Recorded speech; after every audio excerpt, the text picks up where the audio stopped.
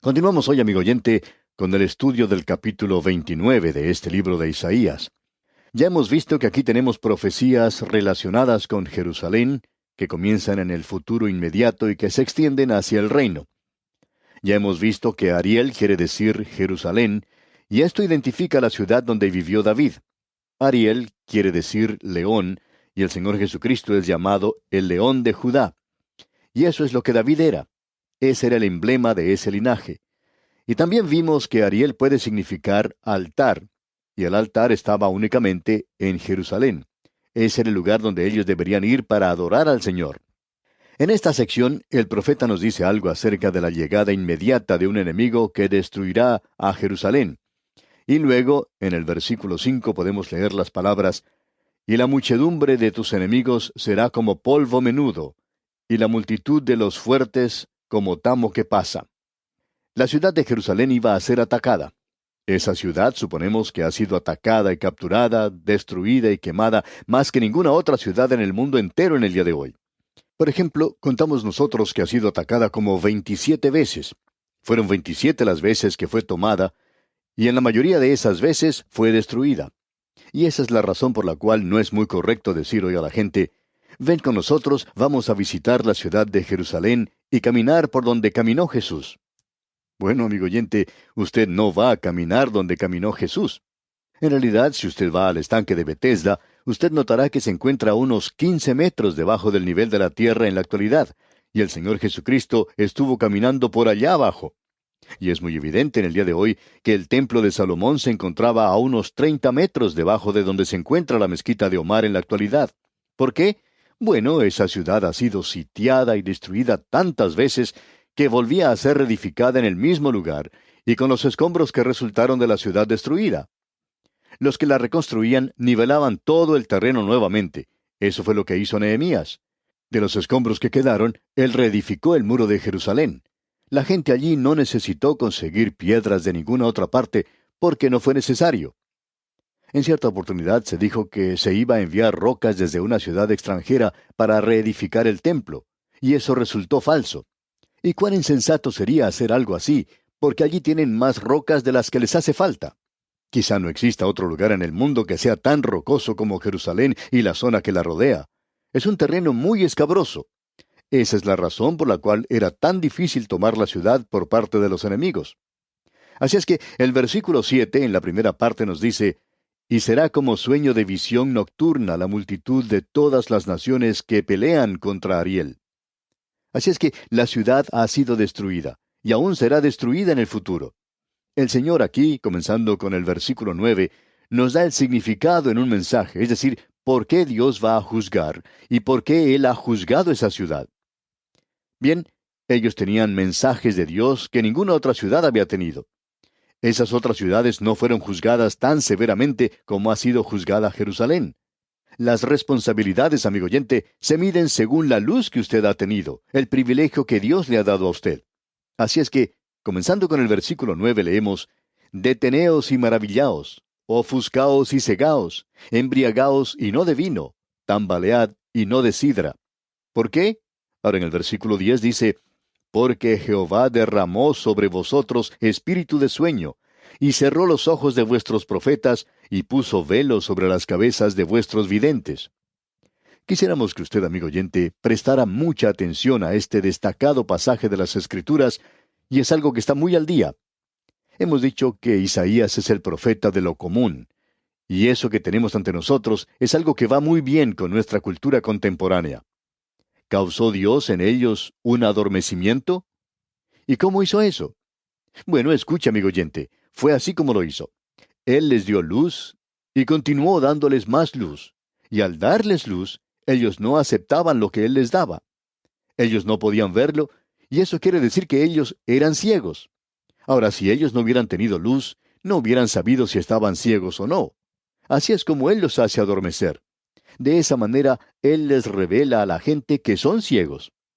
Y el versículo 11 nos dice, y os será toda visión como palabras del libro sellado, el cual si dieren al que sabe leer, y le dijeren, lee ahora esto, él dirá, no puedo, porque está sellado. Esto está muy al día. Usted probablemente ha escuchado a muchas personas decir, así como lo hemos escuchado nosotros, quizá a ministros o profesores de seminarios que dicen, bueno, usted sabe que el libro de Apocalipsis es un libro sellado. Nadie lo puede entender. Amigo oyente, eso es lo que la gente decía en los días de Isaías, en cuanto a las profecías de Isaías, y también en cuanto a las profecías que tenían en esa oportunidad. Ellos tenían la palabra de Dios y decían, bueno, uno no la puede entender.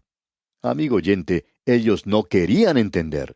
Y el versículo que sigue, es decir, el versículo 12 de este capítulo 29 de Isaías, dice, y si se diere el libro al que no sabe leer, diciéndole, lee ahora esto, él dirá, no sé leer.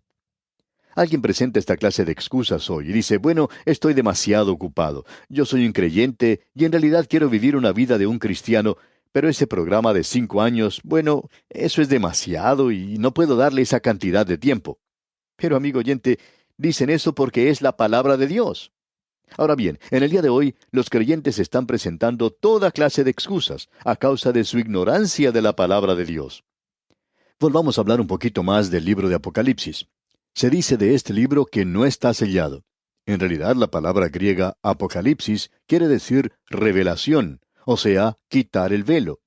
Dios quitó el sello de este libro para que usted lo pudiera comprender. Y en cierto sentido, el libro de Apocalipsis es probablemente el libro más sencillo de toda la Biblia. Eso quiere decir que usted tiene que haber leído los otros 65 libros antes de leer el libro de Apocalipsis, porque este es el último libro de la Biblia.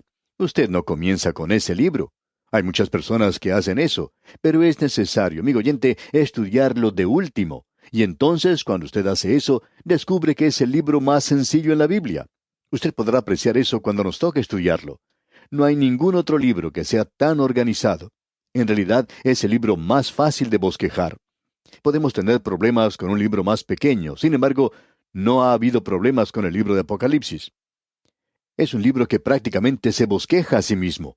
Es un libro que, según creemos nosotros, está tan claro y límpido como el sol del mediodía. Ahora usted dice, bueno, eso es algo simbólico porque es un libro sellado. Se supone que nosotros no debemos comprenderlo. Eso era lo que estaban diciendo en el día del profeta Isaías, y Dios dice, yo os voy a juzgar porque yo os he dado luz, y vosotros no queréis abrir vuestros ojos. Vosotros habéis quedado enceguecidos con la luz que os he dado. Y es lo que Dios dijo en cuanto al libro de Apocalipsis. Escuche lo que dice en el capítulo 1, versículo 3 de este libro. Bienaventurado el que lee y los que oyen las palabras de esta profecía y guardan las cosas en ella escritas, porque el tiempo está cerca. Y luego, más adelante, en el capítulo 22 de Apocalipsis, versículo 10, leemos, y me dijo, no selles las palabras de la profecía de este libro, porque el tiempo está cerca. Podemos pues ver que no es un libro sellado como algunos pretenden insinuar. Volviendo ahora a Isaías, vemos que en el capítulo 29, versículo 13 dice, dice pues el Señor, porque este pueblo se acerca a mí con su boca, y con sus labios me honra, pero su corazón está lejos de mí, y su temor de mí no es más que un mandamiento de hombres que les ha sido enseñado. Si usted hubiera estado presente en aquel día, amigo oyente, usted quizás se hubiera preguntado, ¿qué es lo que Isaías quería decir con esto? Porque la gente iba al templo. En aquel día el templo estaba prácticamente lleno de gente. Y en cualquier ocasión en que se ofrecía algún holocausto o sacrificio, uno podía encontrar gente por todas partes. Toda la zona del templo, el lugar para Israel, el patio de las mujeres, el patio de los gentiles, todos estaban allí. Y usted diría, ¿por qué está Dios encontrando faltas en esta gente? Bueno, todos están asistiendo a ceremonias en la iglesia. Amigo oyente, ellos estaban allí presentes y con sus labios repetían cosas rituales. Quizá podrían decir el Padre Nuestro, el credo de los apóstoles, pero eso no quería decir nada. Ellos no creían en eso. Ellos no aceptaban la palabra de Dios. Y Dios dice, pero su corazón está lejos de mí. Y esta es la razón por la cual yo los voy a juzgar. Amigo oyente, esa es la razón por la cual Dios nos va a juzgar. Todo este formalismo, toda esta religiosidad del día de hoy, amigo oyente, no vale para nada. En realidad, la religión llega a ser la maldición de este mundo hoy. Dios quisiera que usted dejara de lado la religión y se acercara más bien a la persona de Jesucristo.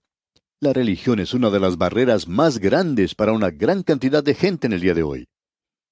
Un pastor le dijo esto a un hombre en cierta ocasión, e inmediatamente él contestó diciendo, yo quiero que usted sepa, señor, que yo soy un hombre religioso. Soy un hombre religioso por naturaleza.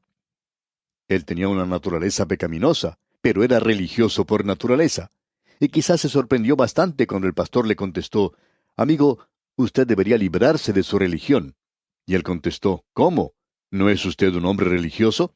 Y el pastor le respondió, no, no lo soy. Y el hombre dijo, yo no puedo creer que un predicador no sea religioso. ¿Y qué es usted entonces? Y el pastor le contestó, yo soy una persona que se acercó a Cristo como pecador y ahora tengo una relación con una persona. Eso no es religión, es una relación. Amigo oyente, ¿tiene usted a Cristo o no lo tiene? Eso es lo que se nos está tratando de decir a través de esta gente que tenemos aquí en el libro de Isaías. Y esa es la razón por la cual Dios les juzgó. Llegamos ahora a la última parte de esto en el versículo 15. Eso es tan serio que el versículo comienza con un ay. Nos encontramos en una sección donde se tratan 6 ayes. Estos se duplican aquí en este capítulo. Leamos este versículo 15. Ay de los que se esconden de Jehová, encubriendo el consejo. Como si ellos pudieran hacer cualquier cosa y Dios no llegara a enterarse de eso. En el versículo 17 vemos el futuro. ¿No se convertirá de aquí a muy poco tiempo el Líbano en campo fructífero, y el campo fértil será estimado por bosque? Aquí tenemos el honor y la gloria. Dios no ha terminado aún con esa ciudad. Él la ha juzgado. Todo lo que uno tiene que hacer es observar ese lugar hoy. Es como una torta de varios pisos, una ciudad encima de la otra. Y Dios las ha juzgado, pero ellos la van a volver a reedificar una vez más, y llegará a ser la ciudad de Dios.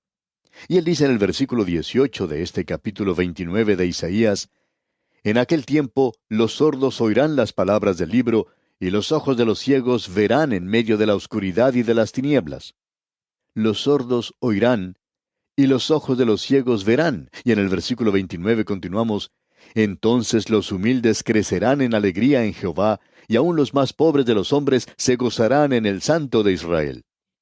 De seguro que usted conoce ese antiguo refrán que dice, no hay peor ciego como el que no quiere ver. Y en el día de hoy hay una ceguera producto de la propia voluntad de la persona. Eso era lo difícil con esta gente. Ahora, en aquel día, en el milenio que vendrá, ellos verán en aquel día. Y veamos los versículos 22 y 23 que dicen, por tanto Jehová, que redimió a Abraham, dice así a la casa de Jacob, no será ahora avergonzado Jacob, ni su rostro se pondrá pálido, porque verá a sus hijos obra de mis manos en medio de ellos, que santificarán mi nombre, y santificarán al Santo de Jacob, y temerán al Dios de Israel. Ellos santificarán el nombre de Dios. Ellos van a apartar algo maravilloso. El pueblo de Dios hoy, por medio de sus vidas, por su forma de vivir, debiera santificar el nombre de Dios. Es un nombre santo. Pero, ¿lo tratamos de esa manera hoy, amigo oyente? Ahora, en el capítulo 30, se le advierte a Judá contra una alianza con Egipto. Ellos no deben buscar ayuda allí contra los asirios, sino que deben volverse hacia el Señor, porque Él tiene cosas gloriosas planificadas para su futuro. No vamos a entrar en detalles aquí, porque aquí tenemos un mensaje, y este ya ha sido cumplido literalmente. Aquí tenemos un lugar donde el reino del sur no se unió con Egipto para ser librado de Asiria. Sin embargo, el reino del norte, Israel, para tratar de ser librado, cometió el error de ignorar la advertencia de los profetas. No escuchó eso. Y el relato lo tenemos allá en el segundo libro de Reyes, capítulo 17, versículo 4, y no vamos a leer eso ahora, pero lo interesante de notar aquí es que esta fue una lección para ellos, y el reino del norte fue tomado cautivo. Aparentemente, este es uno de los lugares donde ellos aprendieron la lección. Pero esto es para esta gente, y aquí se incluye al reino del sur. Y llegará el día cuando ellos se volverán a Egipto nuevamente. Las condiciones del presente en este mundo, cuando tanta gente dice que la profecía está siendo cumplida, indicaría que nos encontramos en los últimos días. Pero aquí tenemos un caso cuando las cosas están invertidas. En lugar de estar Israel buscando Egipto, está volviéndose hacia cualquier otra dirección, pero no hacia Egipto hoy. Aparentemente entonces, hay algunas cuantas cosas que tienen que caer en su lugar antes de que lleguemos al final. No nos apresuremos demasiado, amigo oyente. Andemos como anda Dios en el día de hoy. Tengamos cuidado de no decir algunas cosas que Dios no nos está diciendo. Y llegamos ahora al cuarto ay, que se menciona en esta serie, en estos capítulos de Isaías. Leamos la primera parte del versículo 1 de este capítulo 30. Ay de los hijos que se apartan, dice Jehová. ¿Y por qué se rebelan ellos? Bueno, en el versículo 2 de este capítulo 30 leemos, que se apartan para descender a Egipto y no han preguntado de mi boca, para fortalecerse con la fuerza de Faraón y poner su esperanza en la sombra de Egipto. Dios está diciendo que este es el cuarto ay. Aquí tenemos una advertencia. Él dice, no vayáis a Egipto, porque si ellos lo hacen, eso no va a ser bueno. La ayuda allí es solamente un espejismo en el desierto y será en vano. Dios les dice, volveos a mí y yo os libraré. Esta es una de las joyas preciosas de la Escritura. Y en el versículo 18 de este capítulo 30 leemos, por tanto, Jehová esperará para tener piedad de vosotros, y por tanto será exaltado, teniendo de vosotros misericordia, porque Jehová es Dios justo, bienaventurados todos los que confían en él. No se apresure, amigo oyente, no diga, ya nos encontramos al fin de las edades y el fin llegará en poco tiempo. Dios dice, yo voy a hacer esto en mi propio tiempo. Yo no he mencionado ninguna fecha. Aprendan a confiar en el Señor. Se nos dice hoy que este asunto de mirar que el Señor Jesucristo tome su iglesia y se la lleve es asunto de esperar. Y también se nos dice que aquellos que confían en el Señor, que esperan en Él, renovarán sus fuerzas. Y en el día de hoy existe tanta tensión y presión por todas partes, pero uno no puede apresurar a Dios, amigo oyente. Él no tiene ningún apuro. Y quizá las cosas allá no son como usted pensaría que deberían ser. Quizá nos gustaría arreglarlas a nuestra manera, pero dejemos que el Señor lo haga. Él tiene la eternidad delante de Él y aparentemente no tiene ningún apuro. Cuando usted y yo andemos juntos con Él, entonces eso va a hacer que nuestra vida sea mucho más fácil para nosotros aquí en la tierra. Este es un capítulo maravilloso. Tiene un mensaje personal para cada uno de nosotros hoy. Y esto es todo lo que queríamos recalcar en cuanto a esto. Ahora, pasando al capítulo 31, encontramos que el pueblo de Judá es advertido de parte del profeta de Dios para que no busque ayuda en Egipto, sino que debía buscar a Jehová que los iba a defender. Ahora, el peligro era tan próximo y tan evidente que el profeta continúa su advertencia a Judá de lo vano que sería la acción. En el futuro, esta gente va a buscar aliados que no le convienen. Ellos aceptarán al anticristo. Y de eso es de lo que Dios les está advirtiendo aquí. Y Dios juzgará a aquellos que buscan ayuda fuera de Él y que no se vuelven a Dios. Este es el quinto ay que tenemos aquí. En el primer versículo, pues, leemos, ay de los que descienden a Egipto por ayuda y confían en caballos, y su esperanza ponen en carros porque son muchos, y en jinetes porque son valientes, y no miran al Santo de Israel, ni buscan a Jehová. Y permítanos decirle, amigo oyente, que aquí tenemos un mensaje para nosotros hoy también. Ay de usted y ay de mí cuando nos apartamos de Dios, cuando buscamos ayuda material o humana en el día de hoy. No queremos ser malentendidos aquí. Isaías no está diciendo aquí que uno tiene que apartarse al espacio sideral y esperar allí. Dios espera que usted sea razonable y sepa hacer las cosas. Pero en el análisis final, Dios quiere tener la prioridad principal en cuanto a ayuda se refiere. ¿A dónde va usted buscando ayuda? ¿Al banco? ¿O va a algún predicador? ¿O tal vez va usted a este predicador radial? ¿Dónde busca usted ayuda, amigo oyente? De vez en cuando recibimos cartas de personas que nos preguntan qué deben hacer. Yo no sé qué hacer con los muchos problemas que se presentan en mi propia vida, y no creo que uno debe buscar ayuda en el hombre. Creemos que es algo bueno pedir consejo, pero uno tiene que ir a Dios en busca de ayuda. El Señor dijo allá en el Salmo 20, versículo 7, estos confían en carros y aquellos en caballos, mas nosotros, del nombre de Jehová nuestro Dios, tendremos memoria. Sí, amigo oyente, tengamos nuestros carros. También vamos a necesitar nuestras bombas atómicas al ver cómo van las cosas en el mundo en el día de hoy.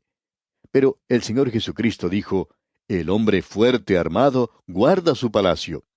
Pero debemos tener cuidado de actuar sensatamente porque la fe no es algo insensato. Pensamos hoy que la filosofía materialista dice que es cosa inteligente el confiar en el mercado de valores o en el banco y que uno no necesita a Dios. Esa es una tremenda equivocación, amigo oyente. Ahora, en el versículo 5 de este capítulo 31 leemos, Como las aves que vuelan, así amparará Jehová de los ejércitos a Jerusalén, amparando, librando, preservando y salvando. Él hizo eso en los días de Ezequías. Ya veremos eso en la próxima oportunidad. Una cosa es segura, los asirios no tomarán la ciudad. Dios dice en el versículo 8 de este capítulo 31, Entonces caerá Asiria por espada no de varón, y la consumirá espada no de hombre, y huirá de la presencia de la espada, y sus jóvenes serán tributarios. Dios dice, no es porque ustedes van a ser lo suficientemente fuertes como para echarlos. Ustedes no podrán hacerlo. Dios dice, yo me encargaré de los asirios, y el pueblo de Dios no tiene que entrar en ninguna clase de acuerdos con Egipto. Su confianza debería estar puesta en el Señor. Ese es el gran mensaje de este capítulo 31, el cual nos está hablando directamente a nosotros hoy. A propósito, amigo oyente, permítanos preguntarle, ¿cuándo fue la última vez que usted y yo leímos este pasaje para nuestra ayuda y para nuestra fortaleza? Quizá lo que debemos recordar es que es para nosotros hoy. Quiera Dios aplicar lo que hemos aprendido hoy a su corazón y al mío también. Necesitamos mucho de esto, amigo oyente. Yo necesito ser amonestado una y otra vez de que no debo ir a Egipto, sino que debo mirar al Señor. Y así, amigo oyente, ponemos punto final al programa de hoy. Pero antes le sugerimos leer el capítulo 32 de este libro de Isaías, que estudiaremos en nuestro próximo programa. De esta forma estará usted preparado para comprender mejor el contenido de este capítulo y sacar lecciones maravillosas en su relación con el Señor. Y oramos porque la paz del Señor, que sobrepasa todo entendimiento, esté con usted ahora y siempre. Que Dios le bendiga.